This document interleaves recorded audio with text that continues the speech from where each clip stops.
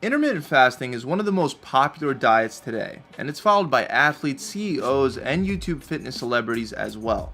But is it really as effective as its proponents say it is, or is it just another overhyped diet? To find out, we have to take a look at the science behind intermittent fasting.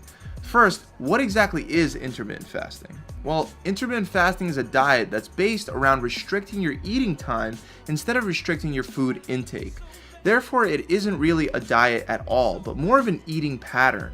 The most important method, the most popular method of intermittent fasting is called the 16-8 method. It involves skipping breakfast and eating lunch and dinner instead. For example, if you eat lunch at 1 p.m. and dinner at 7 p.m., you've just created an 18-hour fasting window between the two meals.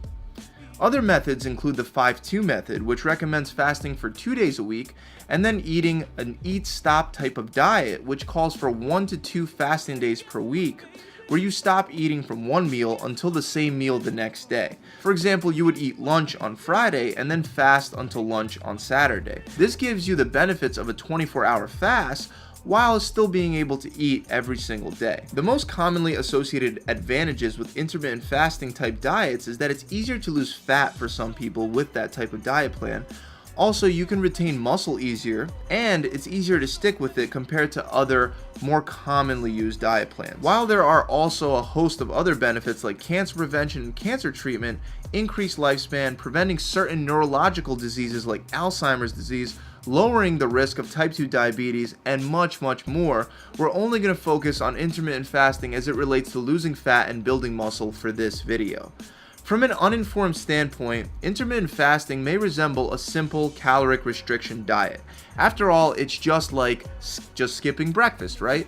However, fasting does have additional benefits compared to other diets. Besides the natural reduction in caloric intake due to fewer meals, fasting also results in a progressive increase in mean growth hormone pulse frequency and pulse amplitude. What that basically means is that levels of growth hormone in your blood can reach as high as 5 times the normal numbers without the adverse effects that come with taking the synthesized versions like steroids and stuff like that. Fasting also decreases insulin levels, which leads to the body burning more body fat for fuel, something that is very highly desirable for people who are looking to lose weight, right? Considering that our body fat evolved mainly for surviving through periods of famine, it would make sense for the body to try and burn it to preserve as much hard-earned muscle as possible. In addition, periods of fasting alter the function of some hormones in our body. It increases the release of a hormone called norepinephrine or noradrenaline, which is responsible for 2 relevant things. In brown adipose tissue, it creates an increase in calories burnt to generate body heat, and in adipose tissue, more commonly known as fat cells, it causes an increase in lipolysis, which is conversion of fat to substances that can be used directly as energy sources by muscles and other cells in the body. Combined with decreased insulin and increased growth hormone, fasting actually increases your metabolic rate by 3.6 all the way up to 14% in the short term. In essence, this is why intermittent fasting works so well. It approaches the problem of fat loss from 2 directions, by both reducing calories and at the same time increasing energy expenditure. Then what about muscle mass? Won't I lose some muscle mass because of fasting? Many people believe that fasting for a period of time will cause them to lose muscle, but studies have shown that muscle loss is comparable with diets based solely on caloric restriction, and that fasting causes no adverse effects. If you combine your diet with resistance training, you should have no fear of losing too much muscle mass, at least no more than a regular type of diet plan.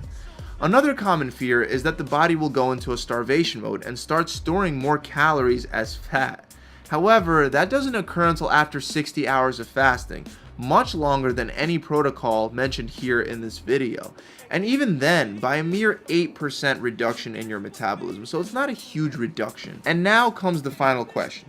Is intermittent fasting any better for sustained long-term fat loss compared with other studies?